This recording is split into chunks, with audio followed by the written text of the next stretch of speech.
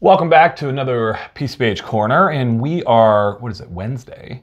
It is the Wednesday after CFHA, and really just was such a great time in San Antonio, and if you weren't able to join, I'm sorry, because it was just like, it was just a really great time. You missed out. You missed out. How much fun was San Antonio, right? San Antonio as a city was just an absolute blast, yeah.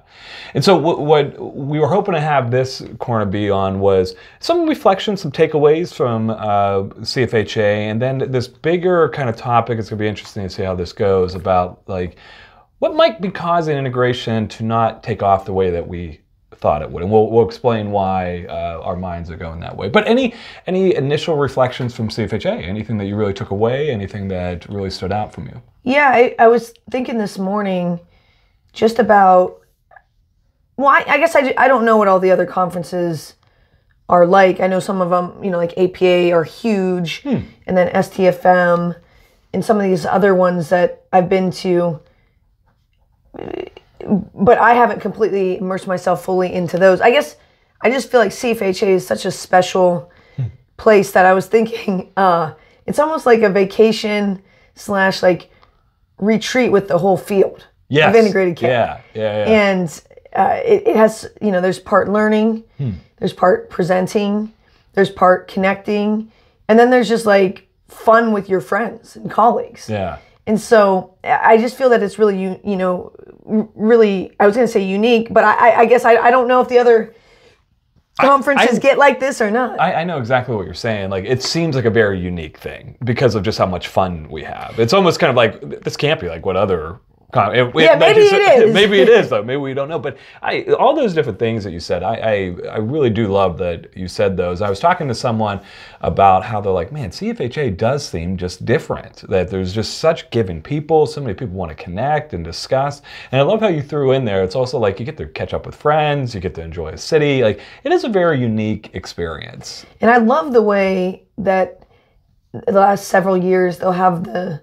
Well, no, they had that since we were there, the newcomers. Oh my gosh, absolutely. Orientation, because that would have been in 2013 in Denver. Yes. And I think, First you know, and we've talked about this before at some point, but Patty Robinson and Jody Palaha were there.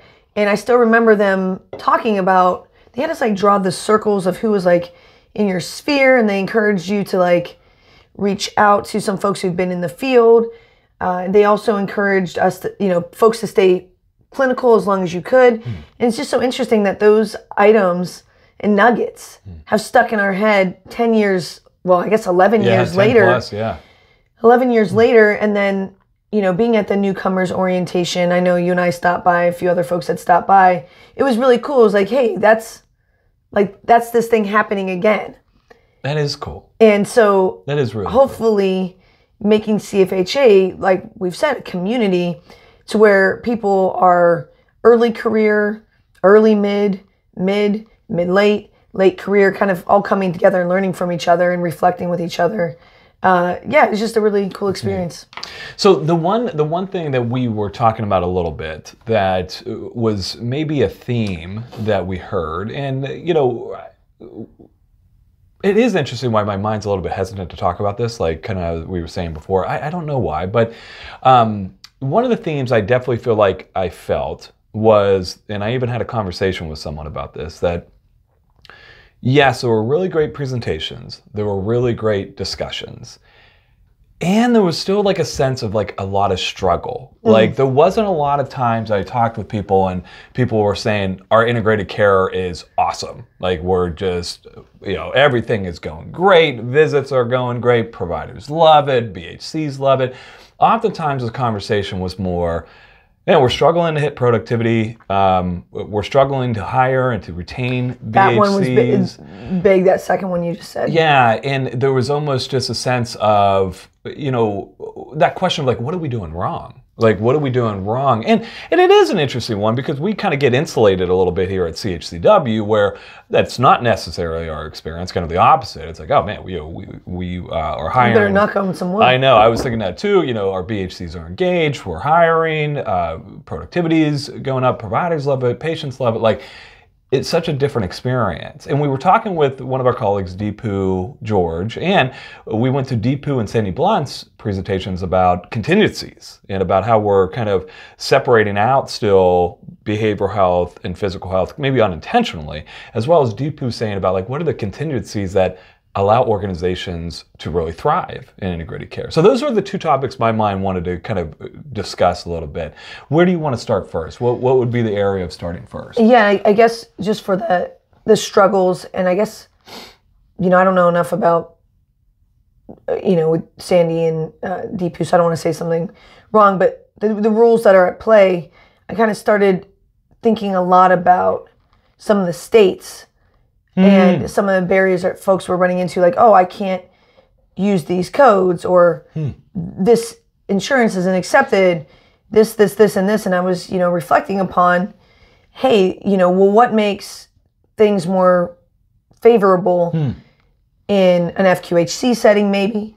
But then there were other FQHCs that were struggling, or in Washington State. In Washington State, which, yeah. Makes it more favorable, but then there's some other places that are struggling. So it seems like everybody has their own struggles and their own difficulties, and you named a few, right? The hiring, the workforce, retention, payment,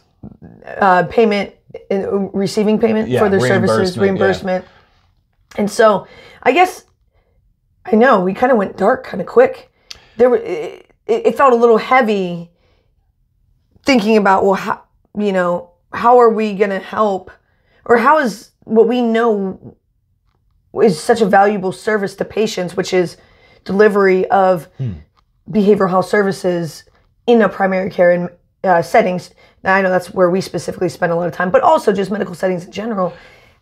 How do we make this scale? How does this work? And I really appreciate you calling attention to it. It's like a heavy feeling. Like, it's like, oh man, we went dark a little bit. And I do think it's good that we shine a light on that darkness, because I think a lot of people feel that. And there's a lot of like internalized, like, what am I doing wrong? And I don't want to be a part of, sorry, I didn't mean to cut you off. Yeah. I want to get this out really quick. Like, with all of our corners and all of our stuff and talking about, hey, like, things are going good at CHCW. Like, I don't want to be a part of this thing where people are like, oh, like internalizing things that they did wrong, when really maybe their state doesn't reimburse, or they're not licensed yet, so they can't start a training program. Their patients get co-pays that you can't just go and cold crash right. visit.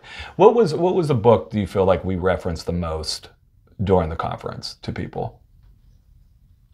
The 9 Lives About Work? That one, it's related as well. The Gap in the Gain. The Gap in the Gain. And I think this is one of the things that I was feeling a lot, and I honestly, I felt myself like being on repeat when people come up and ask questions. Because I had someone come up, ask a question about productivity, and it's like, wait, is that your productivity for your like entire team? That's what they're averaging? And I was like, yeah. And they're like, oh my gosh, I could never take that. And I knew their system, and I was like, oh my gosh, like, no, like, do not take these numbers back and tell your team, like, we need to be hitting this. This is what CHCW is doing. It's like, there is a lot of contingencies within our, one, us being a decade in the making, and then two, just a lot of different things. Like, that's not fair to take that. And that's a gap mentality. It's like, oh, we're not there. But rather than focusing on the gains of what made, I felt that a lot there, that we were talking about gaps versus gains. Yeah. Yeah. Well, and then there's a lot of apples and oranges situations happening too, because if somebody, like we had talked about on the one corner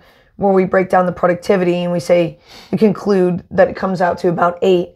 But if somebody is in clinic 40 hours, 5 days a week, and they're seeing 7 patients, 7 times 5 is 35. If you're seeing 8 patients in 4 days, that's 32.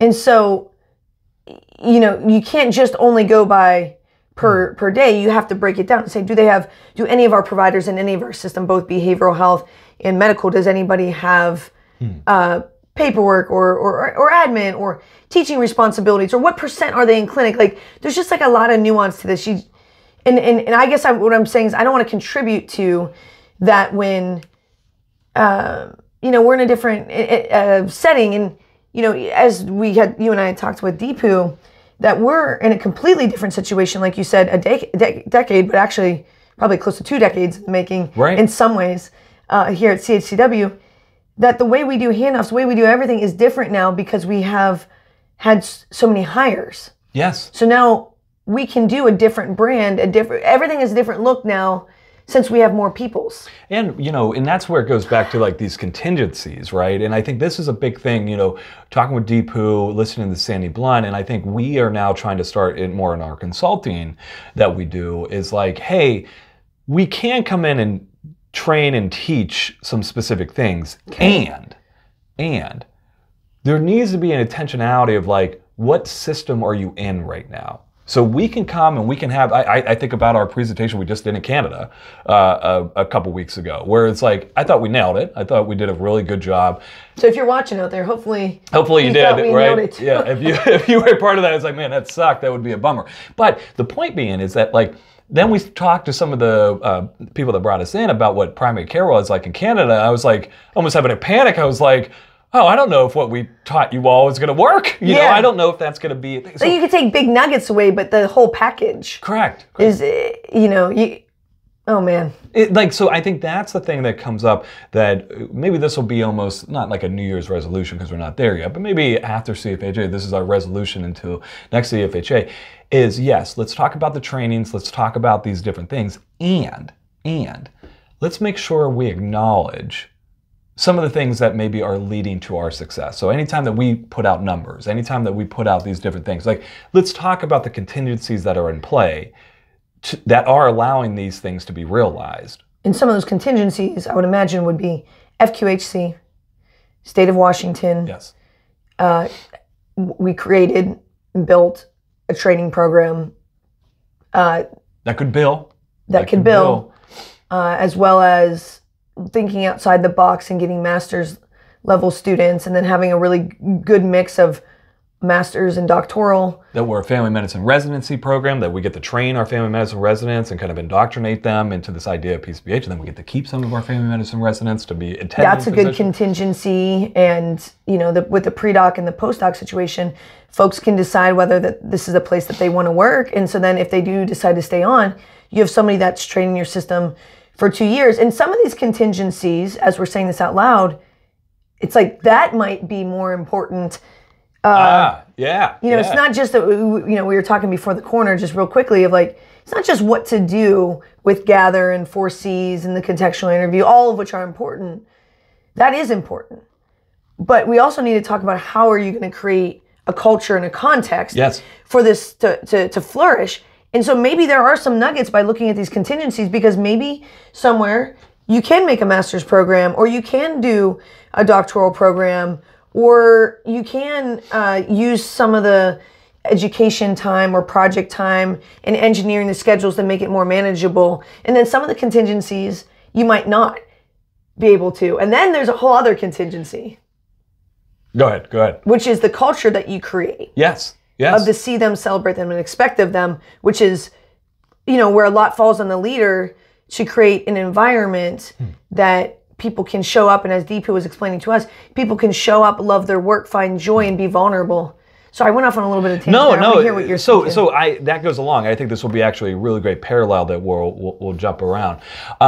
So the other thing that during our SCARS conversation, the panel that we were on, and the panel was essentially just asking, hey, as a leader, what SCARS do you wear, and giving advice and stuff. And the one thing that stood out to me during that it was just a very fun conversation.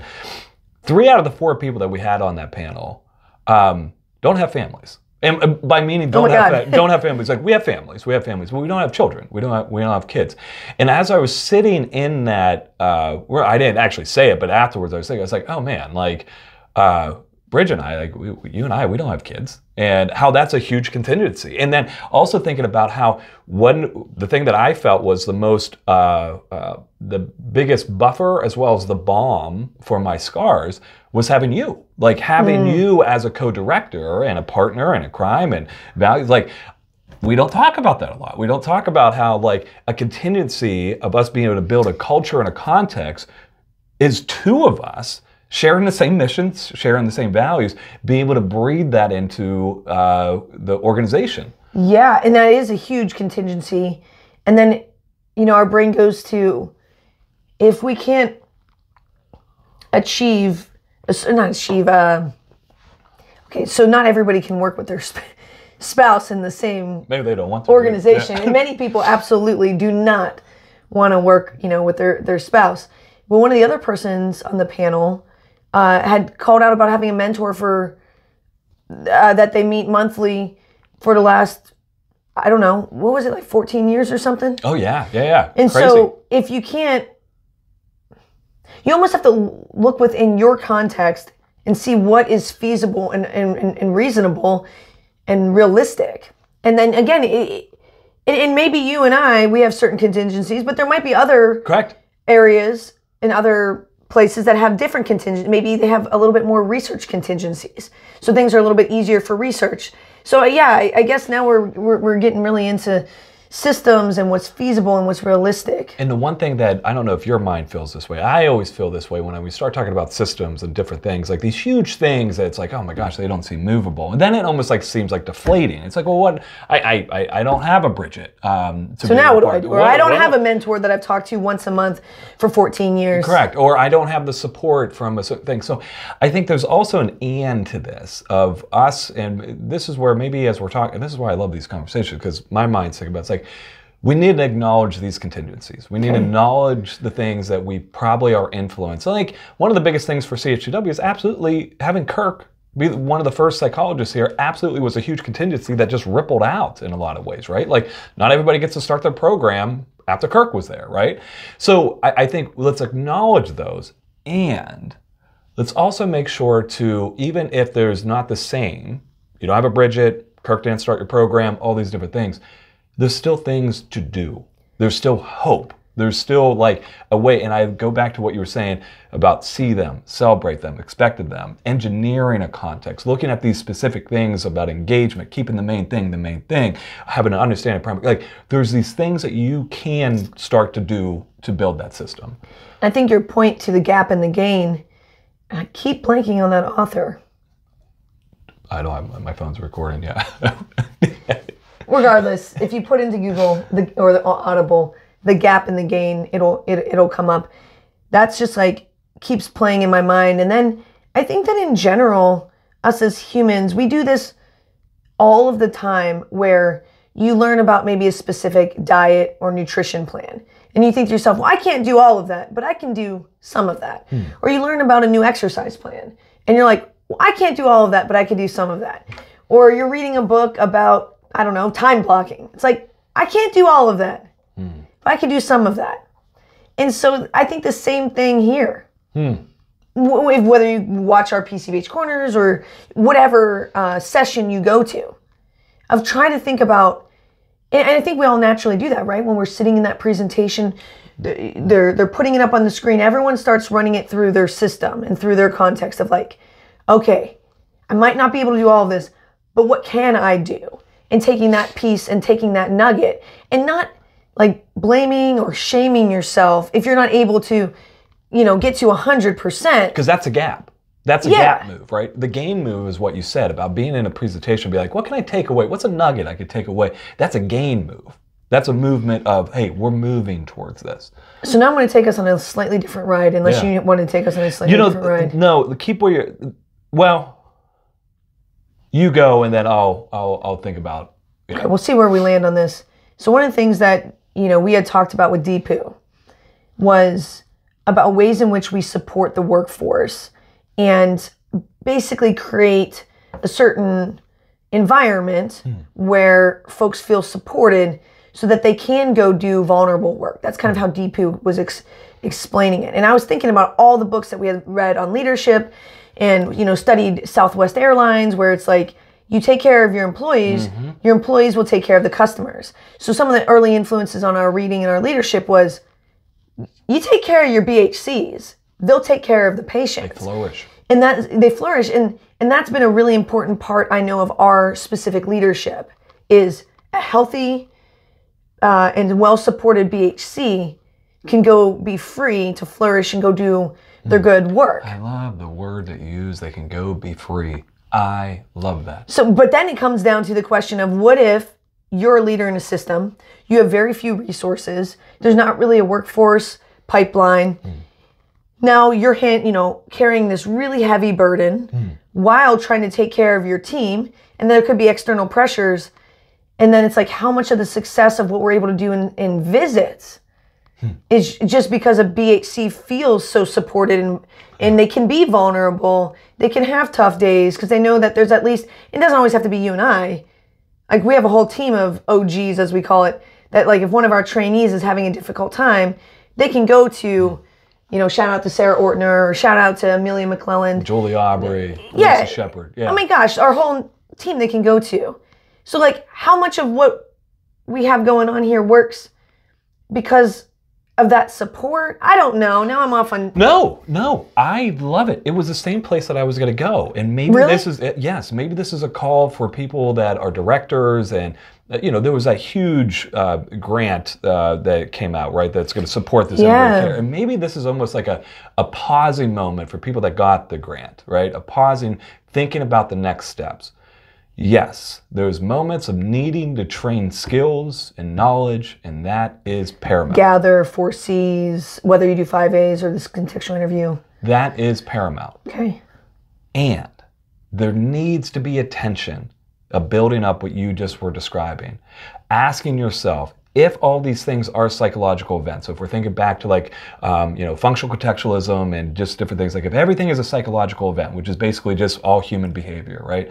And this is one of the questions that was asked to us at the SCARS thing. It's like, how do you guys, you guys are so passionate about this. And it's like, if we looked at passion as a psychological event that is produced from a context, how would we engineer that context to produce that event? Okay. And I love how you were saying about, hey, maybe one of the biggest contingencies of our BHCs getting such high patient engagement scores is because they're vulnerable, they're open, they're enjoying their work. That's what Deepu was saying. And I was like, yeah, I see that. Then the question becomes, well, if they are vulnerable, if they are open, if they're enjoying their work, what is the context that creates that psychological event? What is the context that allows them to be vulnerable? What is the context that allows them to be open? What is the context that allows them to enjoy their work? How can we engineer that? Yeah, it's like we were saying that if you, gosh, I don't want to go on record saying anything specifically, but I guess I'm going to. So here we are. Do it up. Hey, here's a moment of being vulnerable, right? Yeah. So if you are one of those organizations that got the huge grant, I think you should put in as much consideration, like we're saying, of training somebody how to do PCBH with how you're going to set up your team. Because if someone is going to be in clinic for 40 clinical hours a week, which we know 40 clinical hours equates to 50 some other hours, that's probably not going to work. It's not going to produce joy with the work, most likely. And if you have productivity standards that move too quickly and are too high, such as 10 plus, 12 plus, well, really anything that if somebody isn't there for a year or two, that's, double digits to average. Not saying you're not going to have those days. Like that it's probably going to be too much and too overwhelming, or if you go into a system and your ratios, like I'm just thinking of all of our other PCBH corners about like, these things are just as important to how to do a visit, because what if your ratios is 1 BHC well said. For 15 medical providers and you want them to do all these things? It's like, well said. For 40 hours, it's like that's, and then we lump everything together and we say, being a BHC means you're going to be burned out. Or having high productivity means you're going to be burned out. When it doesn't. Is the system set up? And it's kind of like, hey, if you're high productivity in that system that you described, oh yeah, that high productivity is going to burn you out. No question. You're in 1 to 15 medical providers in your clinic, 40%. Someone getting on you about having high productivity, very easily you're going to say, oh, productivity is the thing that's burning me out. It's like, well, actually, it's probably these contingencies, this context in place that actually is a more likely thing that's causing you to burn out, not the productivity kind of expectation. So instead of trying to reduce productivity, well, now I'm talking on two sides of my mouth. I mean, like, don't go say 12 right off the bat. But I think, something realistic, 8 or 9, pretty realistic once you've been in a system for, I'd say about a year. That's pretty, pretty realistic. But instead of being like, okay, well, we're going to have to lower our productivity standards and we're going to have to do less. So then people actually end up feeling worse about their work. Right. It's like, oh, we're not good enough to actually do what, so we got to move the goalpost. Yeah, we got to lower it. And then and Jeff Ryder, he was saying at one of the other sessions, it was the PCBH SIG on sustainability. He's like, some of my worst days were the days that I was only seeing 5 or 6 patients, whereas the days I was seeing 8, 9, 10, 11 patients. And again, that's for, an OG-BHC, 8, 9, 10, 11, 12 patients. Those are days that I felt, the best. But we make that shortcut and it's like, really, let's assess the contingencies of your program. Yes. What percentage are they in clinic? Or is there any 10% or 20% time that Amazon and other Silicon Valley places talk about where they can do something that they love? Are they on a committee? Are you giving them time to go to, I know I said that in one of the sessions, that if your directors aren't supporting you in investing in yourself, and I get you can't just like not have anybody available, but I don't know, maybe you can not have anybody available for 3 days. What can you do to invest in your team? I was just literally having a meeting yesterday with one of our BHCs, and we talked about a project, and it was something that was you could literally see in the BHC's like body them getting excited about it. And this is a BHC that, again, does great productivity-wise, it does great handoff-wise, and it makes you think back to our conversation with Deepu. It's like, how much of them doing really well productivity-wise is because they're really well trained? That's probably a part of it. And how much of it due to brag? How much of it is due to that's like they have moments of being like, I can chase passion projects. Like it's interesting when we start to break it down. It's like what variance, right? Like what percent of BHC and integration taking off is due to skill and knowledge acquisition versus also at the same time, like we think about this pie versus contingencies that, again, being able to chase passion projects, knowing that I'm going to have time to work on my notes, knowing that I have a team around me, getting reinforcement for doing good work, and being told like, hey, it's okay to be vulnerable, like share like these stories, these things. Looking at that variance pie of what makes integration work, I feel like, maybe this is the whole thing, my mind feels like we have focused a lot of the training efforts on skills and knowledge, which is good. We've neglected the other one. We've neglected the other. How to construct a team. How to construct a team, leadership. The leadership of, because that's a huge part of this. And that was a whole skill set that you and I didn't have. No. And we had to immerse ourselves completely into that leadership. And if CHCW wouldn't have sent us to a 3-year, like CHCW was involved in a 3-year project where they were training all the healthcare leaders through the Studer group. That's a huge factor. Think about that accident. I know. Say that doesn't happen.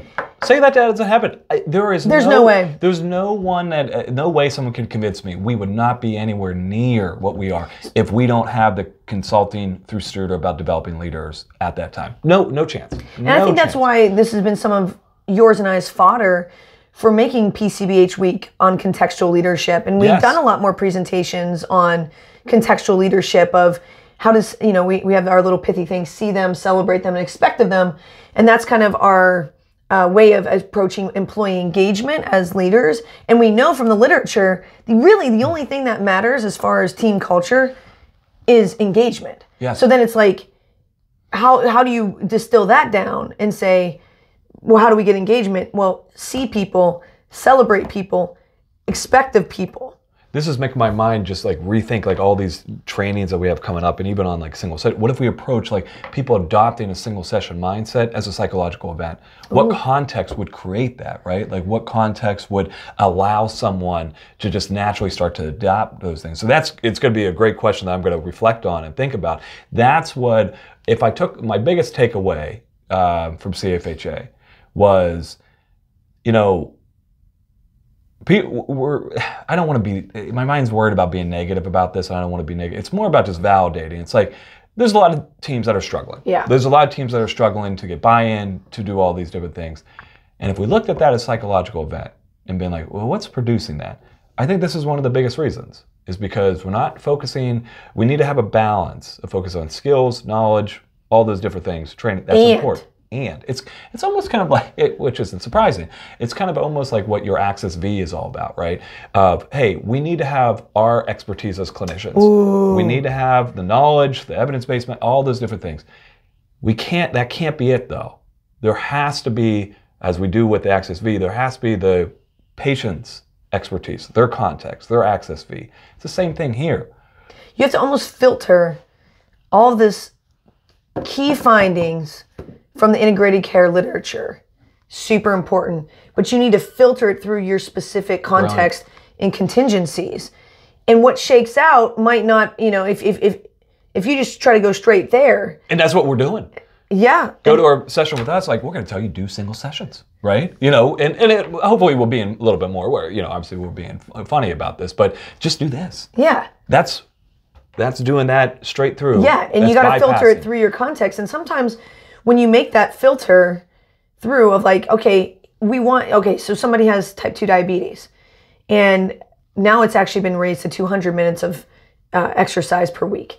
So you want them to get 200 minutes of exercise per week, but they are a single parent, 4 kids. Working 2 jobs. And one of the jobs is pretty sedentary. So you don't just go say, well, anything but 200 minutes, anything other than 200 minutes. Failure. No. You'd say, okay, well, if one of the jobs is sedentary, well, what is the other job? And what can we get done in that situation? And maybe we focus more on making them taking the medication. Maybe that's a higher priority item. Yeah. Then maybe it's a little bit easier to make some dietary changes. Who knows? Maybe the person really likes to meal prep and was already doing it with the kids. So then you make a few tweaks there. And maybe we get, in a week, like 30 minutes of exercise, 40 minutes of exercise, a few minutes each day. Maybe we start there. You know what I mean? We start there, and I think the thing that comes up with this is we should always be evolving. We should always be moving forward, because I also don't want people to take it. It's like, Beachy and Bauman are saying, like, don't care about any of this stuff. Like, it's all my system, right? It's all my system. Well, no, that's why you still have to. That's exactly. It's like, it's an and. It's an and of influencing, looking at psychological events. And with that metaphor, look and see what you can do. Yes. In your system. Maybe whatever somebody else is saying isn't quite feasible yet, but you can do something else. Correct. And full circle with the gap in the game. But yeah, sorry, I got a little bit lost in that metaphor, because I was literally just picturing like somebody going to a presentation, or us talking, or somebody else talking about something and being like, well, I can't do that, so now I can't do anything. It's like, well, no. Like, you might not be able to do 200 minutes, but you can make dietary changes, or you can take your medication. And it's still based on like, hey, this is what the knowledge base is, what the evidence are. It's like, we can still do something. Yeah, we can still do something. We're going to filter it though. I love it. So let us know what your thoughts. We would love to know what people took away from CFHA, what their main takeaway points were, and share those. But I love this because it really does set up maybe a new vision of how to train integrated care, a new way of going about this. Yeah, and I think that you and I had been on to some of this, which is why we had created the contextual leadership and, really getting interested in people's settings. But I think we can take it a whole step forward. And shout out to Deepu George and Sandy Blunt for their great session and presentation. And they really kickstarted this psychological event. Yeah, we'll see. I'm excited to see where this goes. Yeah. Well, as always, thanks for stopping by.